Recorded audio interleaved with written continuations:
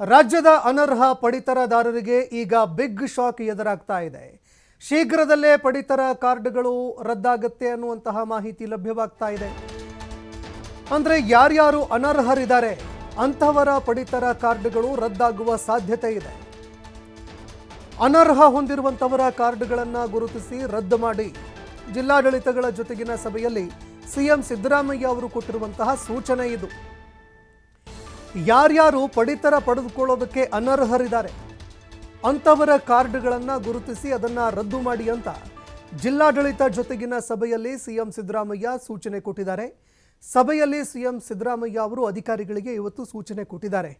ಅನರ್ಹರ ಪಡಿತರ ಕಾರ್ಡ್ಗಳನ್ನು ಈವರೆಗೂ ರದ್ದು ಮಾಡಿಲ್ಲ, ಈ ಹಿನ್ನೆಲೆಯಲ್ಲಿ ಕ್ರಮ ಕೈಗೊಳ್ಳೋದಕ್ಕೆ ಅಂತ ಸೂಚನೆ ಕೊಟ್ಟಿದ್ದಾರೆ. ಇನ್ನೂ ನಿರೀಕ್ಷಿತ ಪ್ರಗತಿ ಸಾಧಿಸಿಲ್ಲ ಯಾಕೆ ಅಂತ ಸಿಎಂ ಅವರು ಪ್ರಶ್ನೆ ಕೂಡ ಮಾಡಿದ್ರು.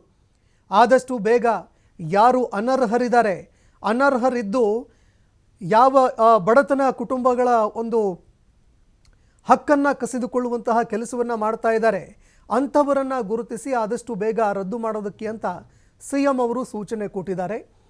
ಹೀಗಾಗಿ ಶೀಘ್ರದಲ್ಲೇ ಯಾರ್ಯಾರು ಅನರ್ಹರಿದ್ದಾರೆ ಅಂಥವರ ಕಾರ್ಡ್ಗಳು ರದ್ದಾಗುವಂತಹ ಸಾಧ್ಯತೆ ಇದೆ. ಅದಕ್ಕೆ ಸಂಬಂಧಪಟ್ಟಂತೆ ಸಾಕಷ್ಟು ಮಾನದಂಡಗಳು ಕೂಡ ಇರುತ್ತೆ. ಕೆಲವರು ನಕಲಿ ದಾಖಲೆಗಳನ್ನು ಕೊಟ್ಟು ಸುಳ್ಳು ಮಾಹಿತಿಗಳನ್ನು ಕೊಟ್ಟು ಕಾರ್ಡ್ಗಳನ್ನು ಮಾಡಿಸಿಕೊಂಡಿರ್ತಾರೆ. ಅಂತಹ ಕಾರ್ಡ್ಗಳನ್ನು ರದ್ದುಪಡಿಸಲಾಗುತ್ತೆ.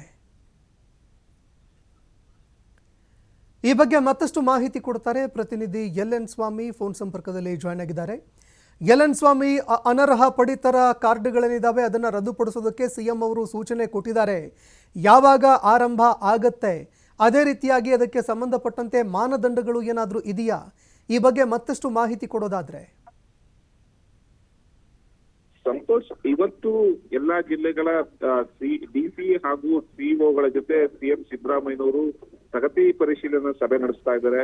ವಿಧಾನಸೌಧದಲ್ಲಿ ನಡೀತಿರುವಂತಹ ಈ ಸಭೆಯಲ್ಲಿ ಅಧಿಕಾರಿಗಳಿಗೆ ಏನು ರಾಜ್ಯ ಸರ್ಕಾರದ ಯೋಜನೆಗಳನ್ನ ಅಧಿಕಾರಿಗಳು ಜನರಿಗೆ ಯಾವ ರೀತಿ ತಲುಪಿಸ್ತಿದ್ದಾರೆ, ಎಷ್ಟರ ಮಟ್ಟಿಗೆ ತಲುಪಿದೆ, ಜನರ ಮೂಲಭೂತ ಸೌಕರ್ಯಗಳನ್ನ ಈಡೇರಿಸುವಲ್ಲಿ ಅಧಿಕಾರಿಗಳು ಎಷ್ಟರ ಮಟ್ಟಿಗೆ ಯಶಸ್ವಿಯಾಗಿದ್ದಾರೆ ಎಂಬ ವರದಿಯನ್ನ ಸಿಎಂ ಸ್ವತಃ ಅಧಿಕಾರಿಗಳಿಂದ ಪಡೆಯುತ್ತಿದ್ದಾರೆ. ಸಾಕಷ್ಟು ಸಲಹೆಗಳನ್ನ ಕೊಡ್ತಿದ್ದಾರೆ. ಅದ್ರ ಜೊತೆಗೆ ಖಡಕ್ ಎಚ್ಚರಿಕೆಗಳನ್ನ ಕೊಡ್ತಿದ್ದಾರೆ. ಅಂದ್ರೆ ಜನರಿಗೆ ಮೂಲಭೂತ ಸೌಕರ್ಯಗಳನ್ನ ಒದಗಿಸೋದ್ರಲ್ಲಿ ಕೆಲ ಅಧಿಕಾರಿಗಳು ಸಮರ್ಪಕವಾಗಿ ಕೆಲಸ ಮಾಡ್ತಾ ಇಲ್ಲ. ಈ ಬಗ್ಗೆ ನಮ್ಗೆ ಸಾಕಷ್ಟು ದೂರುಗಳು ಬಂದಿದೆ. ಅಂತವರ ವಿರುದ್ಧ ನಾವು ಕ್ರಮ ತೆಗೆದುಕೊಳ್ಬೇಕಾಗುತ್ತೆ ಎಂಬ ಎಚ್ಚರಿಕೆಯನ್ನ ಈಗಾಗಲೇ ಸಿಎಂ ಸಿದ್ದರಾಮಯ್ಯನವರು ಕೊಟ್ಟಿರುವಂತದ್ದು. ಅಂದ್ರೆ ಆ ಸಭೆಯ ಪ್ರಗತಿ ಪರಿಶೀಲನಾ ಸಭೆಯ ಆರಂಭದಲ್ಲೇ ಹಿರಿಯ IAS ಹಾಗೂ ಸಿಒ ಅಧಿಕಾರಿಗಳಿಗೆ ಸಿಎಂ ಸಿದ್ದರಾಮಯ್ಯನವರು ಕ್ಲಾಸ್ ತೆಗೆದುಕೊಂಡಿರುವಂತದ್ದು. ಅಹಮ್ಮನ್ನ ಬಿಟ್ಟು ಕೆಲಸ ಮಾಡಬೇಕು, ಸಾರ್ವಜನಿಕ ಜನರ ಹಿತಾಸಕ್ತಿಗಾಗಿ ಕೆಲಸ ಮಾಡಬೇಕು ಎಂಬ ಎಚ್ಚರಿಕೆಯ ಮೂಲಕವೇ ಸಭೆಯನ್ನ ಪ್ರಾರಂಭ ಮಾಡಿದ್ರು. ಈ ಮಧ್ಯದಲ್ಲೇ ಹಲವು ಮೂಲಭೂತ ಸೌಕರ್ಯಗಳು ಸೇರಿದಂತೆ ರಾಜ್ಯದ ಯೋಜನೆಗಳನ್ನ ಎಷ್ಟರ ಮಟ್ಟಿಗೆ ಜಾರಿಗೆ ತಂದಿದ್ದೀರಾ, ಜನರಿಗೆ ಸಿಕ್ಕಿವೆ ಎಂಬ ವಿಚಾರವನ್ನ ಇಟ್ಕೊಂಡು ಅಧಿಕಾರಿಗಳಿಗೆ ಚಾಟಿ ಬೀಸುವಂತ ಕೆಲಸವನ್ನ ಕೂಡ ಸಿಎಂ ಸಿದ್ದರಾಮಯ್ಯನವರು ಮಾಡಿರುವಂತದ್ದು. ಅದರಲ್ಲಿ ಪ್ರಮುಖವಾಗಿ ಹಲವು ವಿಚಾರಗಳು, ಅಂದ್ರೆ ಜಿಲ್ಲೆಯ ಕಾನೂನು ಸುವ್ಯವಸ್ಥೆ ಸೇರಿದಂತೆ ಹಲವು ವಿಚಾರಗಳನ್ನ ಮಾಹಿತಿಯನ್ನ ಪಡೆದು ಕೆಲಸಗಳು ಯೋಜನೆಗಳು ಎಷ್ಟರ ಮಟ್ಟಿಗೆ ಯಶಸ್ವಿ ಆಗ್ತಾ ಇದೆ, ಎಷ್ಟರ ಮಟ್ಟಿಗೆ ಜನರ ಕೈಗೆ ಸಿಗ್ತಾ ಇದೆ ಎಂಬ ಪ್ರಶ್ನೆಗಳನ್ನ ಅಧಿಕಾರಿಗಳ ಮುಂದೆ ಇಟ್ರು.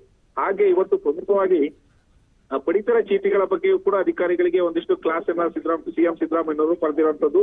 ಅಂದ್ರೆ ನಾವು ಕಳೆದ ಬಾರಿ ಸಭೆ ನಡೆಸಿದಾಗಲೇ ಪಡಿತರ ಚೀಟಿಗಳನ್ನ ಅನರ್ಹ ಪಡಿತರ ಚೀಟಿಗಳನ್ನ ರದ್ದು ಮಾಡೋದಕ್ಕೆ ಸೂಚನೆಯನ್ನ ಕೊಟ್ಟಿದ್ವು.